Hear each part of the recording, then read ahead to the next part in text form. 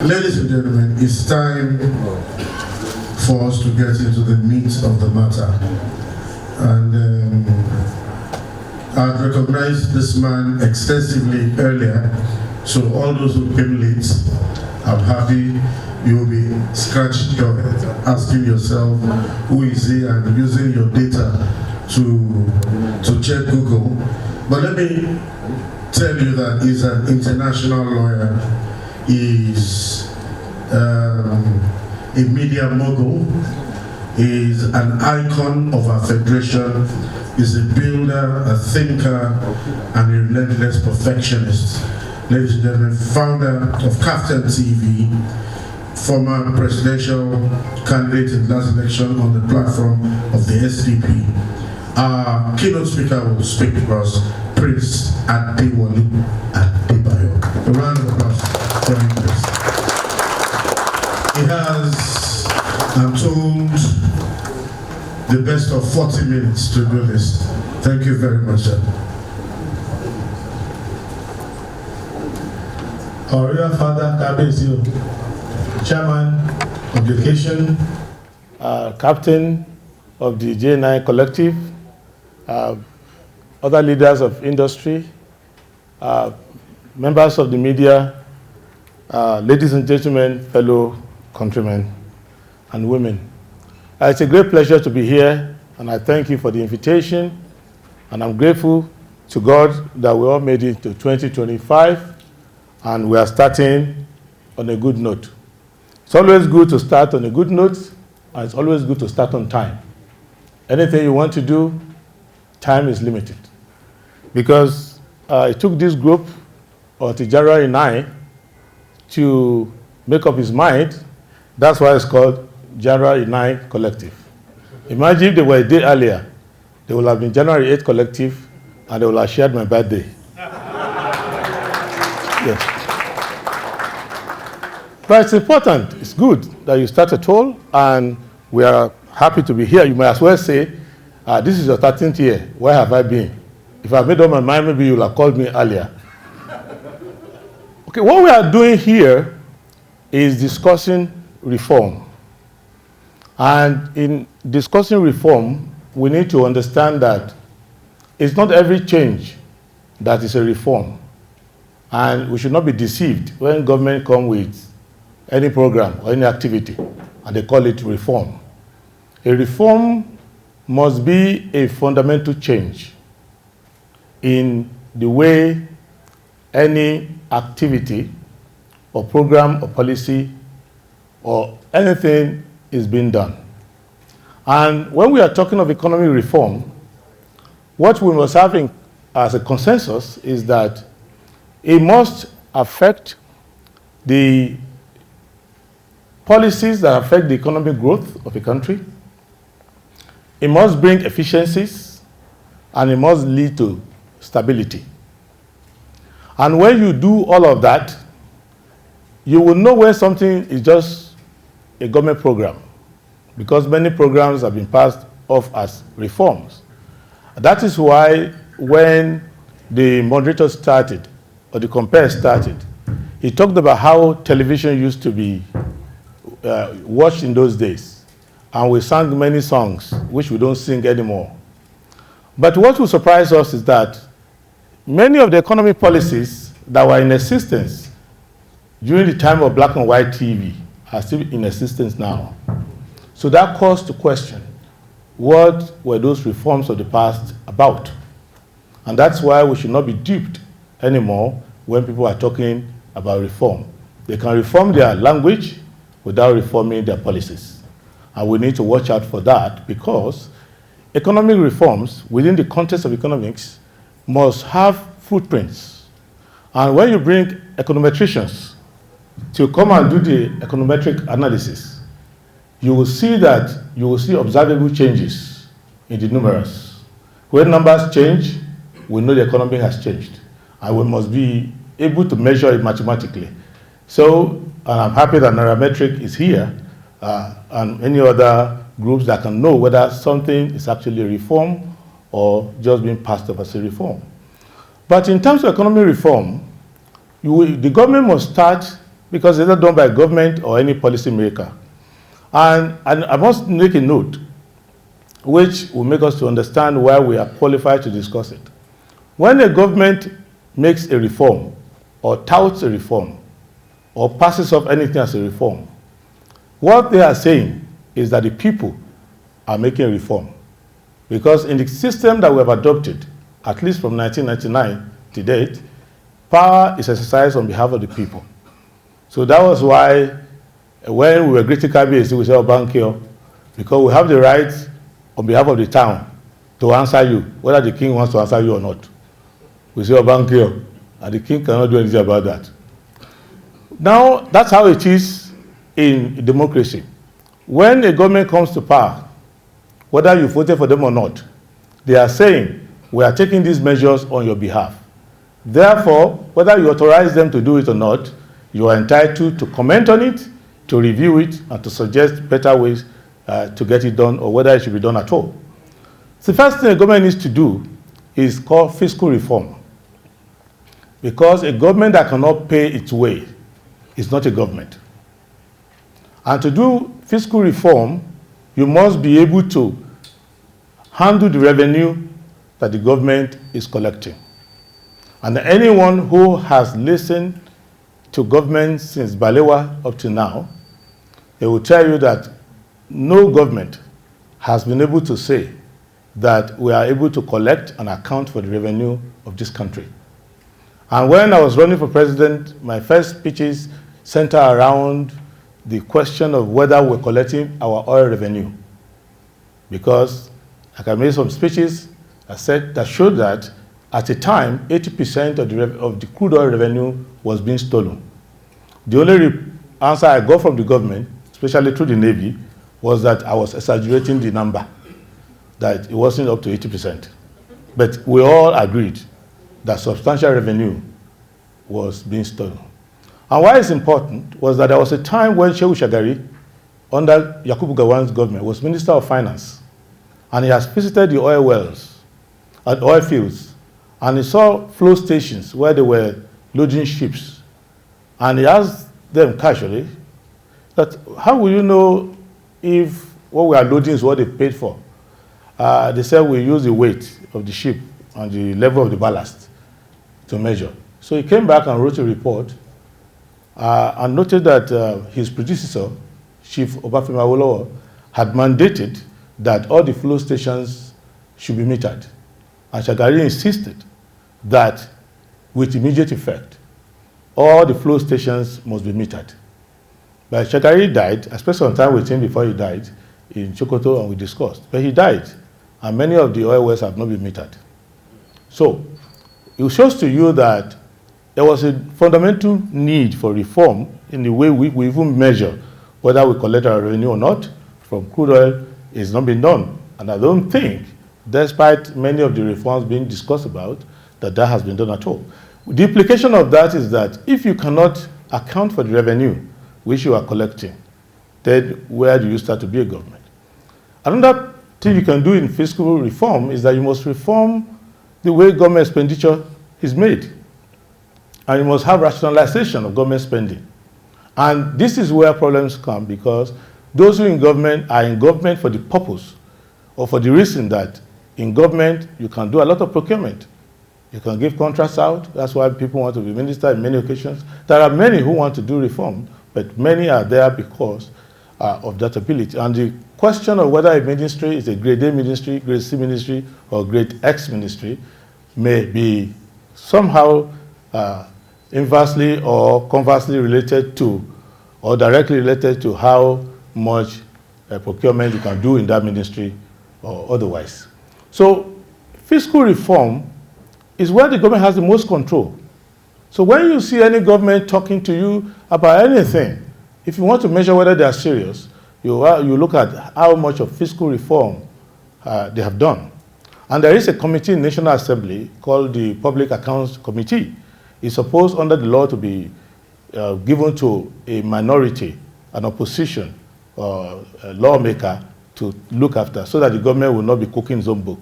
But when you put all of that together, you will see from the data, even from government data, that government income, government expenditure, all of these put together are not transparent enough. You can go from ministry to ministry and do that test. Nobody is going to tell you a consistent figure. Even the finance minister will tell you, I need to check from somebody. So I don't have, excuse me, I don't have all the time in the world, but I will let you know that fiscal reform is important. Now, the implication of fiscal reform not being done or being done, we will see immediately where you have to do monetary reforms. When you want to do monetary reforms, you want to find out whether the government is overly concerned about monetary reform. Because the government that has done a good fiscal reform is not really so much concerned with monetary reform, except to measure certain growth objectives or targets that they have. Because a government that is not doing a good fiscal reform will be forced into deficit financing.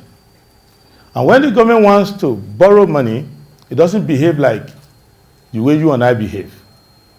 When the government wants to borrow money, it behaves like maybe a cross between an aggressive man who wants to collect money from his wife or a pure bandit jumping through the window. So what they would do is that they would want to set the terms of the borrowing, which you cannot do. Because when we are in the money market, we're supposed to be equal. Whether you are a state government, or federal government, local government, when you come to the money market, we are equal because it's a market. There's no fiscal market. That's the one's policy. But when it comes to money market, we are all players in the market. So if Coleman wants to build a factory, preferably in Ondo, because we don't have a factory there producing anything like wires, metal, and all of that, they will go to the bank and want to borrow based on their credentials, their business plan, the cash flow, ability to pay back, and all of that, and their good records. When the government wants to borrow, it wants to borrow despite his bad behavior. Therefore, it will start to put a central banker there that is not a central banker at all, that's just a banker. Because to be a central banker, you need to be an economist or somebody who thinks like an economist. Because the central bank, like the World Bank, is actually not a bank. So they're essentially developmental agencies that you use to make reforms in an economy. Therefore, when you now see that the monetary reforms in the country are being hampered by government borrowing, excessive borrowing, at the tail of Buhari's administration, they had to smuggle 33.7 trillion of unauthorized borrowing called Ways and Means into the National Assembly and was passed on the eve of their departure. Because failure to pass that, you will be visiting former head of state in Kuje prison.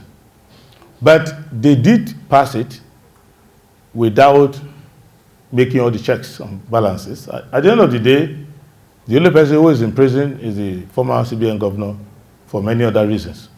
But if you look at the other borrowing that they do, you will see treasury bills being issued, you will see people go to the bond market, and all of that.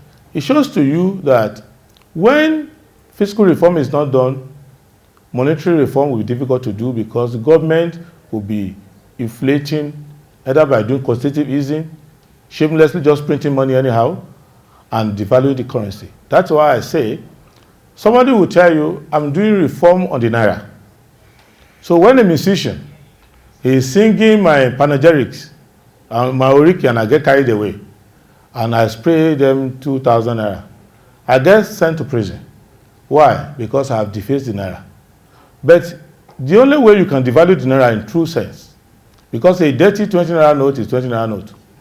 But the way you can deface a currency is to devalue its ability to store value. So if the FCC wants to make arrests, they should start from the State House and the Ministry of Finance. Because any policy that devalues the currency of a country or makes its ability to retain value, the purchasing power to go down, is actually stealing from the people. Because that note given to you by the central bank is worthless. It's just a promise that when you take it anywhere, you will get goods of its own value.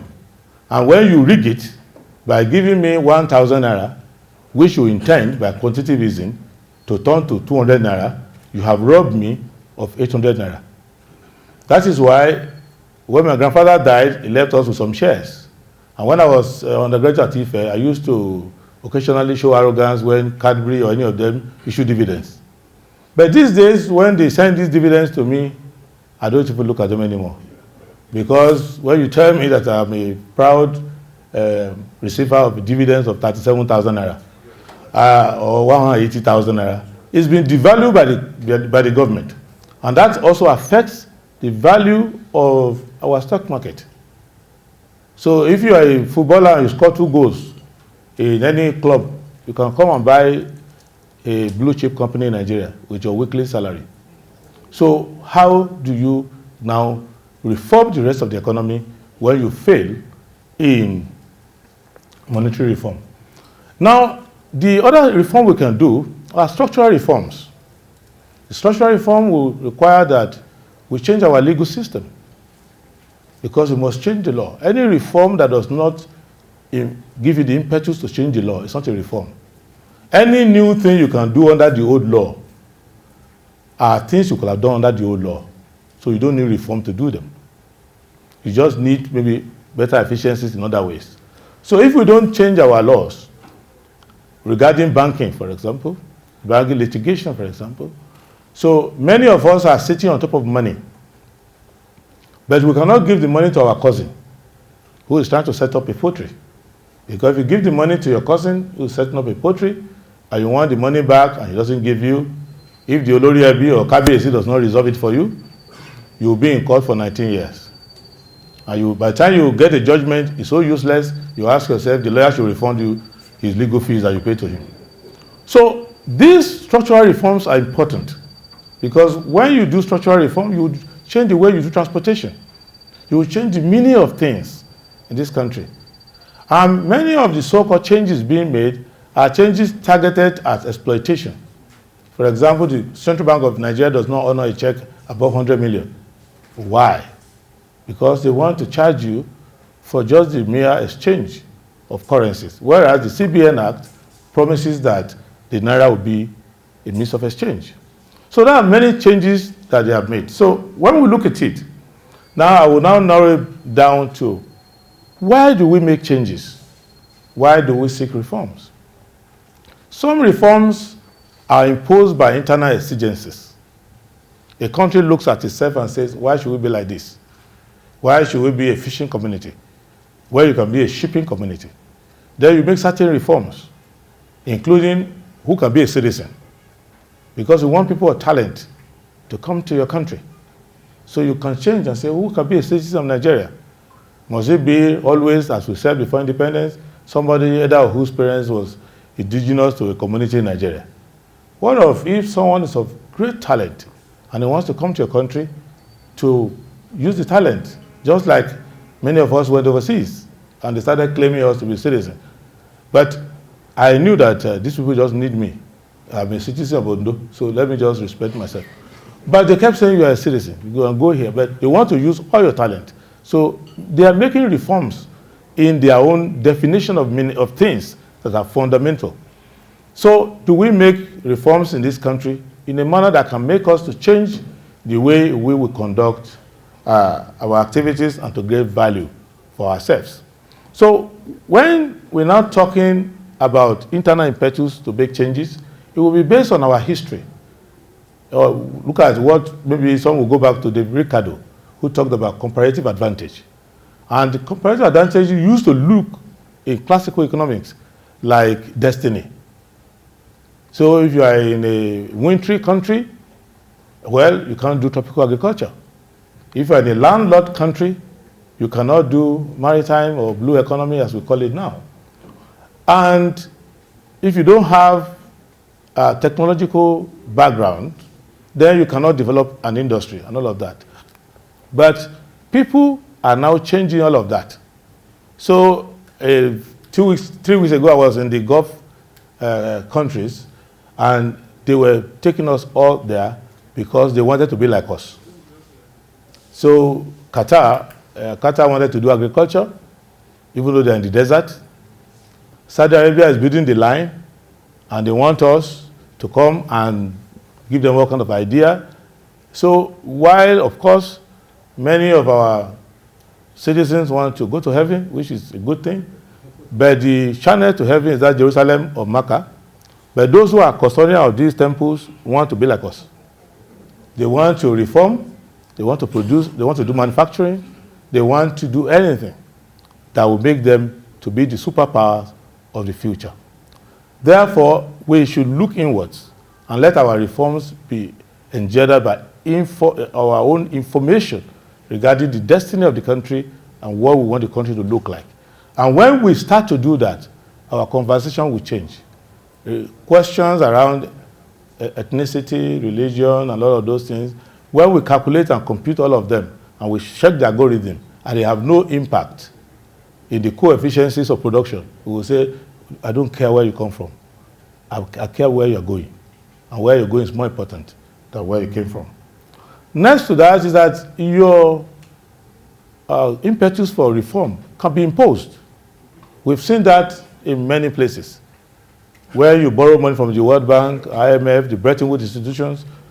Before they give you the money, they first ask you to change your name, change your religion, disown your family members, change the way you dress, change your language for you. So they will do everything, and they will take you to Washington, D.C. and give you enough lecture for you to come back home and start using euphemisms to make decisions. You start hearing reforms. So you will see, if you don't want to stay there, they will send people to come to your country, take over your decision-making bodies, and start to teach you the language of Bretton Woods. So these changes, some countries have taken it, because if you want to be a satellite economy, you can take it. It doesn't matter, South Korea, Singapore, a few of them like that. But if fundamentally you are not able to be a satellite economy, either for cultural reasons, other reasons, or you are too big a demography to be a satellite economy, you may start to do reforms like China did in 1978. When Nixon went to China and came with all of them, and went with the regular Bretton Woods people, they listened to them very well, because, you know, many of us who deal with Chinese, they are too polite to argue with you, but they are too wise to follow your advice. So they listen to you, and they say, okay, thank you very much. And then when Nixon went back to America, Nixon made a lot of changes in America, including going off the gold standard in 1973 and all of that. However, China did not. What China did was to transform from an agricultural society into an industrial society with a view to going towards a service society and later becoming a financial power. And I think in this short period, they've traveled a very long distance. And I can tell you, because we and China shared almost the same in terms of demography, given our relative size, and also because we share the same Independence Day, October 1. And many of the indices of development at the time Nixon went to China were similar to ours. Same level of poverty, same level of industrial development, same level of infrastructure. But they have managed to give the world an industrial engine that cannot be switched off.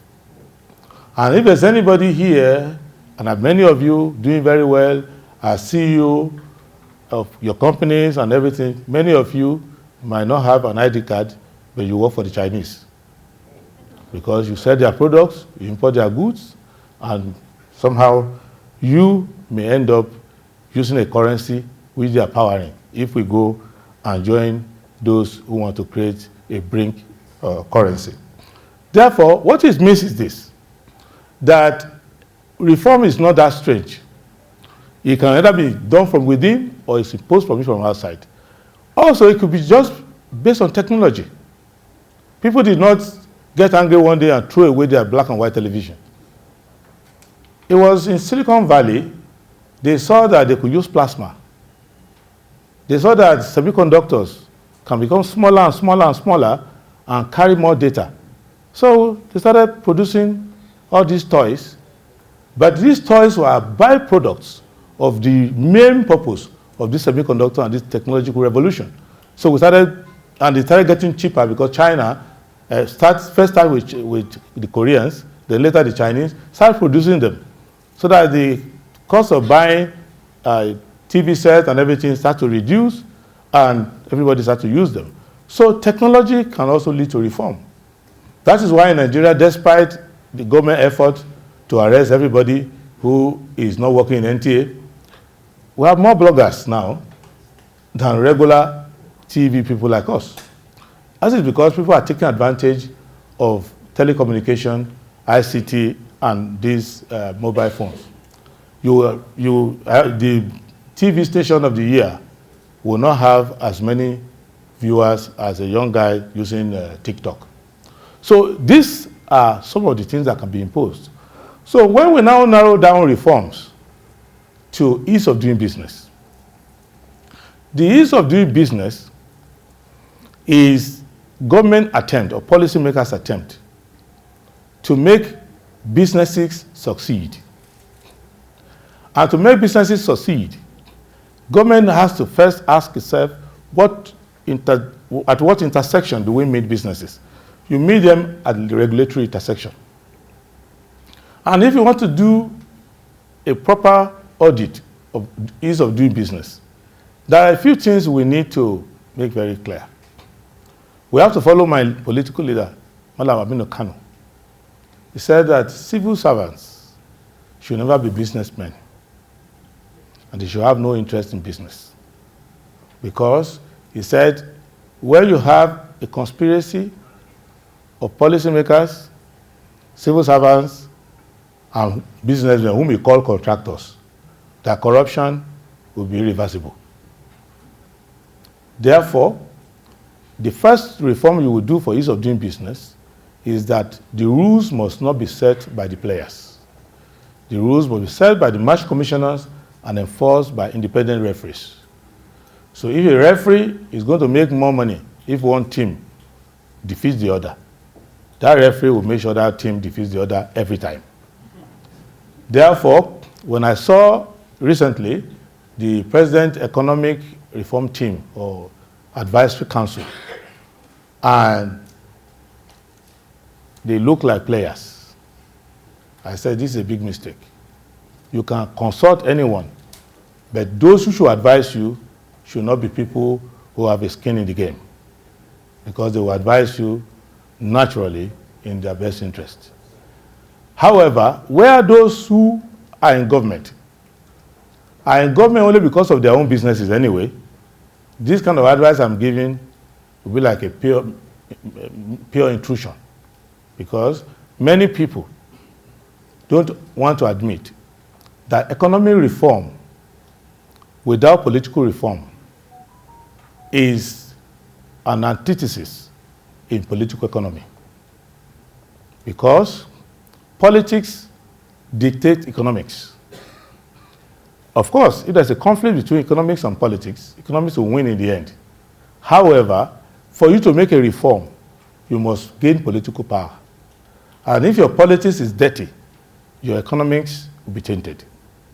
And that is what makes many countries to combine economic reform with political reform.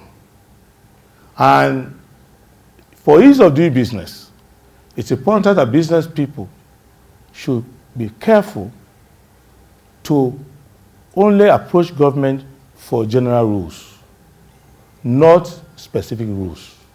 And how do you know this in economics?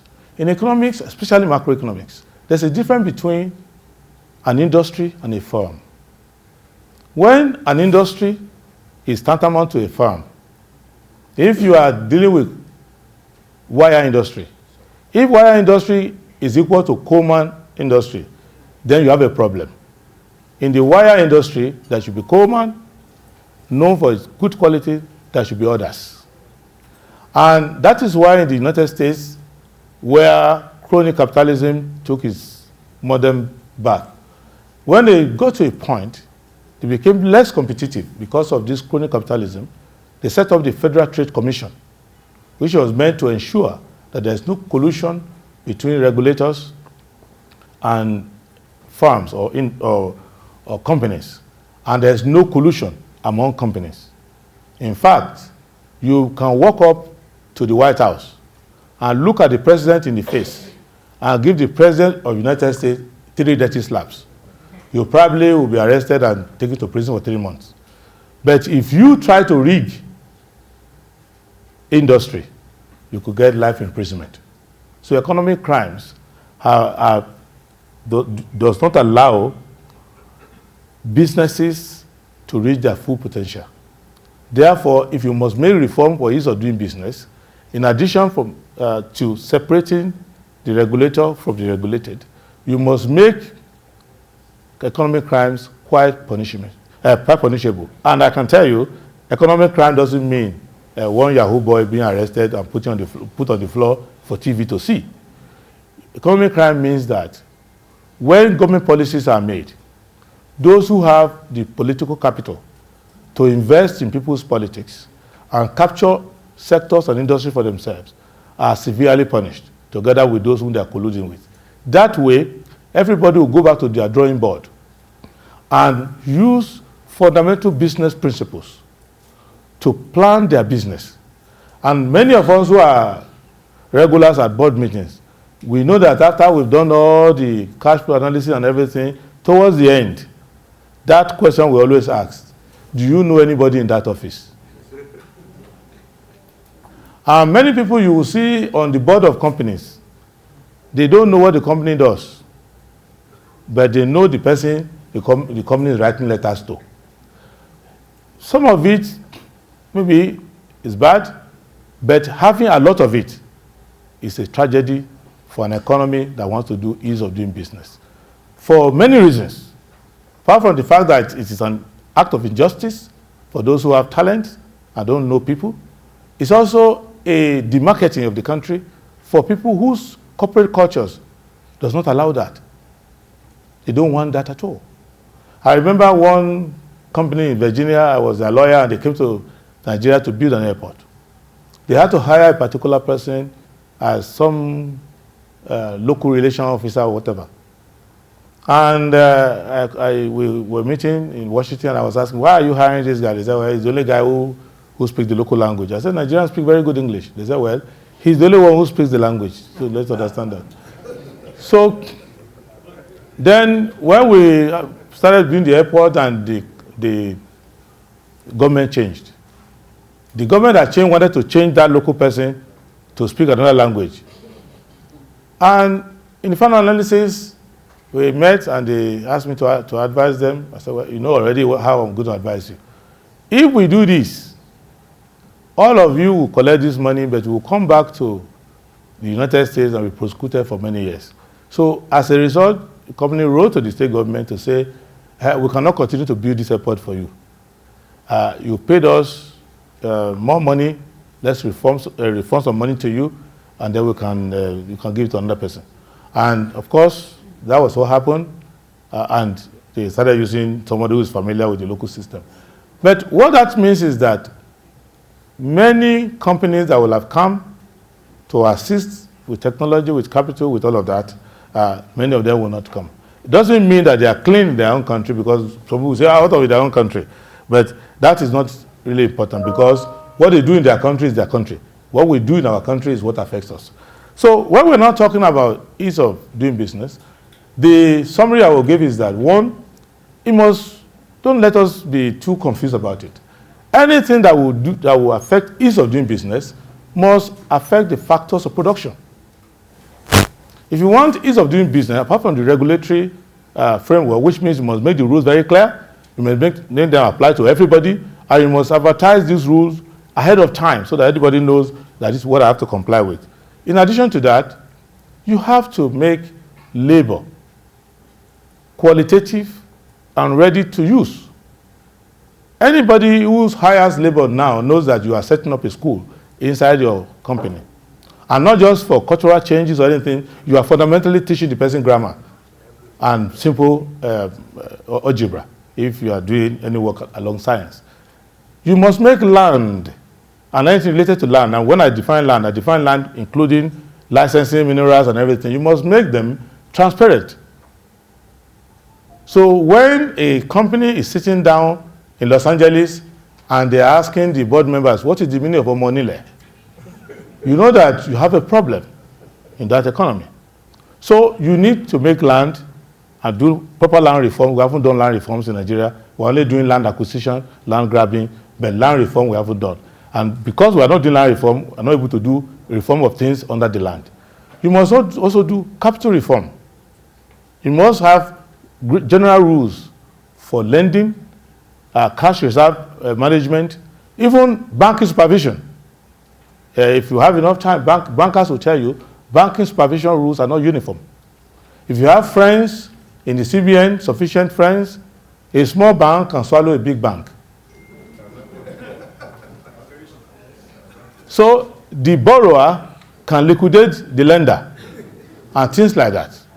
And you must reform entrepreneurship rules in the country. How businesses are formed, you must be able to incorporate a company within 5 minutes and get going. You must do tax reform. What they have now as tax reform is not tax reform, it's tax controversy, tax quarrel.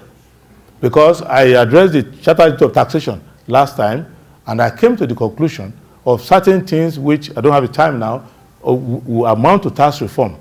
And I say that because, not because I'm opposed to their political party or anything, because there's a constitutional imperative in Chapter 2 of the Constitution, Fundamental Objective and Directive Principle of State Policy, that tells you how to do reforms and the objectives the reform must bring about.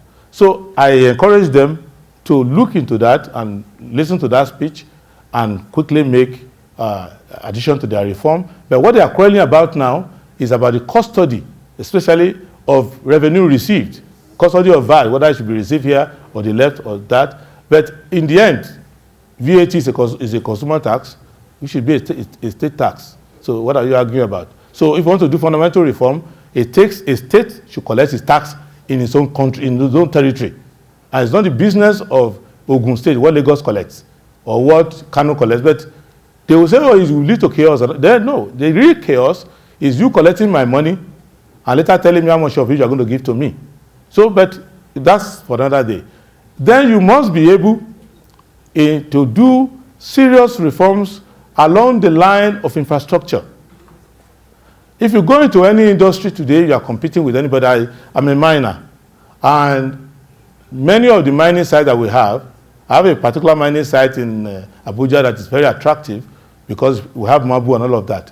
But I found out that to import marble from Carrara in Italy or from China is cheaper to transport from Carrara to Lagos than to transform from my factory in Abuja to Lagos because of infrastructure. So what I'm bringing about in all of this is that in the final analysis, we cannot lie to ourselves. In politics, I can say anything and get away with it. That's why politically I put $2 million under each person's table. Just check your table, you will see it there. So politically I can get away with it. But economically I cannot. Because I don't have the means to pay for that promise. Therefore, we who are in business, we who are outside, the communication we give back to the government is to let them know, one, we support reforms. But the reforms must have content. And we support broad-based reform, not ad hominem reforms that are meant to target somebody or to enhance somebody. Reforms that are actually system-wide and that are measurable. So that at the end of the day, you don't form the habit of praising a government when they are in power.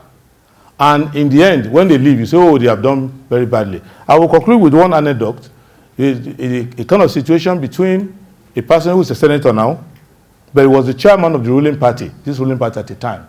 And I used to be a trenchant critic of President Buhari's government. And he was always in the habit of saying, Buhari is doing the best he can, and Rome cannot be changed, was not changed in a day. You have to break eggs to make omelette, and all of that. And I used to argue that I'm not against breaking eggs to make omelette. I am against breaking all the eggs and we don't see the omelette. That's what I'm against. So in the final analysis, when we finished and Buhari left, since Buhari left, I've become a little more gentle towards him. I greet him all the time and all of that. But he is now a senator and a very good friend of the president who is there. And he has changed 180 degrees. He keeps saying, Buhari left Tinubu a very bad government.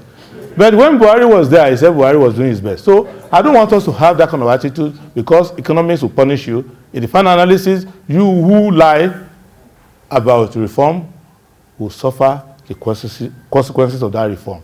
And the last thing I will say is that a reform is necessary, especially for a developing economy. However, not every reform requires too much punishment. For example, if somebody disobeys and refuses to take KBC to our Baba here, beheading, which was recommended, is too much of a punishment for it. So that's how some of our reforms look like. They are doing too much pain that do not translate to any benefit in the reform. And I thank you all for inviting me today, and I hope to God that by this time next year, some of the reforms being done will have brought some positivity, and we will not be howling and crying, and people can sit in their house and eat during Christmas without thousands or hundreds being stumbled upon because they are looking for a bag of rice. Thank you very much. Thank you. Thank you very much. Thank you. Our guest speaker, our keynote speaker, you have done very well, and I promise in the next dispensation I will not come and say you have not done well. Yes, thank you. Can I have a round of applause for him, please? Well, the first reforms you do if you are in government is self-reform, governmental reforms. So when you do governmental reforms, then you can reform the other sectors, you can reform the economy. But an unreformed government pretending to reform business is not going to be a reform. It's going to be just another waste of time. That is the first thing you need to do. Well, if you are going to go into business, you need to understand the economic, social, and political environment. It will be good if the government made the environment good enough for business. But despite any government failure to make the macroeconomic environment good, you should do your business in full awareness of the instability, unpredictability, and the unreliability of either infrastructure, of policies, of regulation. So if you understand that environment, then you will cost your product very well, you will measure your risk very well, and you will be able to deal with the consequences of instability. And that is why many factor costs are very high in Nigeria. That's why product costs are high. Because people, for example, when they sell a product, calculate that by the time they are going back to restock, inflation will have eaten into it, foreign exchange arbitrage will have come into it, and that what they used to achieve in 2 days might now take several more days. So that's why inflation is rising. So at the level of a business, you can adjust. But overall for the economy, we need fundamental reforms. I think they should keep it up. It's a good thing that they gathered together 13 years ago to try to think about the problems of the country. And you will see that they have foresight, because the problems of the country were not this manifold and manifest 13 years ago. So, and it encourages me that Nigerians have not given up on the country, and that non-governmental actors, private sector people, citizens can volunteer to help the country with resource capital and with intellectual capital, and that's what they are doing.